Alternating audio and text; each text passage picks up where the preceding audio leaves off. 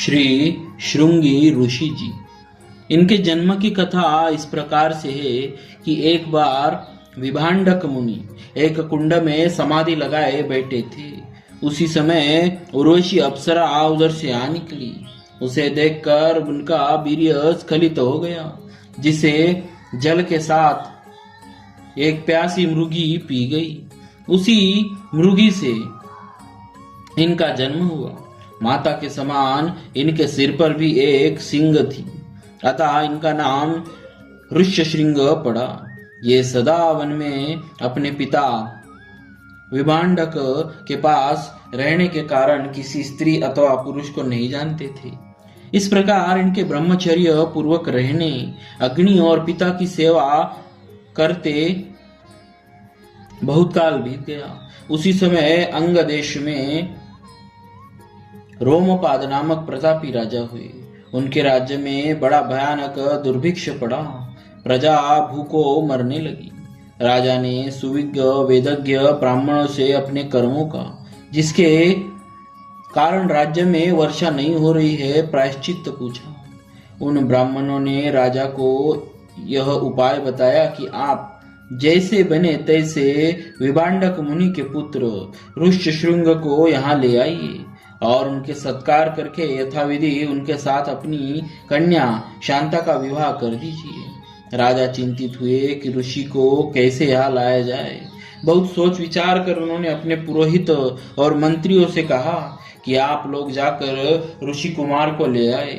परंतु उन लोगों ने निवेदन किया कि हम लोग वहां जाने में विभांडक ऋषि के शाप से डरते हैं, अतः स्वयं न जाकर किसी अन्य उपाय से उनको यहाँ ले आएंगे जिससे हमको दोष न लगे।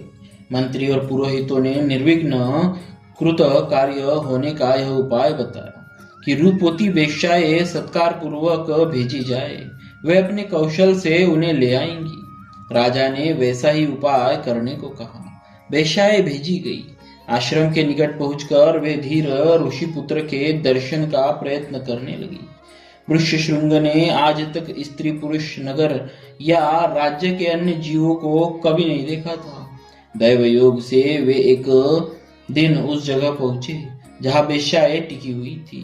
तब मधुर स्वर से गाती हुई वे सब उनके पास आकर बोली कि आप कौन हैं और किस लिए इस निर्जन वन में अकेले फिरते हैं। उन्होंने अपना पूरा परिचय दिया और उनको अपने आश्रम पर ले जाकर अर्घ्यपाद्य फल मूल से उनका सत्कार किया।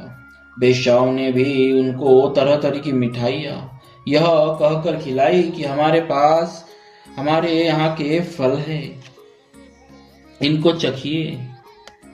फिर उनका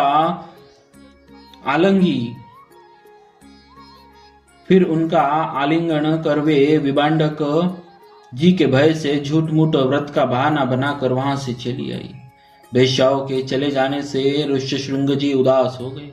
दूसरे दिन वे फिर वहां पहुंचे जहां पहले दिन मन को मोहने वाली उन वेश्याओं से भेंट हुई थी। इनको देखकर वेश्याएं प्रसन्न हुई और इनसे बोली कि आइए, आप हमारा भी आश्रम देखिए। यहाँ की अपेक्षा वहां इससे भी उत्तम फल मिलेंगे और अधिक उत्तम सत्कार होगा। ये वचन सुनकर वे साथ चलने को राजी हो गए और वेश्याएं उनको अपने साथ ले आई। उन महात्मा के राज्य में आते ही सहसा जल की बहुत वर्षा हो गई, जिससे प्रजा सुखी हुई। वर्षा होने से राजा जान गए कि मुनि आ गए। राजा ने उनके पास जाकर दंडवत प्रणाम कर उनका अर्घ्य पाद्य दी द्वारा यथाविधि पूजन किया और उनसे वर मांगा कि वे एवं उनके पिता छलपूर्वक लाए जाने के कारण राजा पर कोप न करे। फिर राजा उन्हें अपने रणिवास में ले गए और अपनी पुत्री शांता का विवाह उनसे करा दिया। ऋष्यशृंग वही शांता के साथ रहने लगे। अंग नरेश रोमपाद जी श्री अयोध्या नरेश महाराज दशरथ जी के मित्र थे।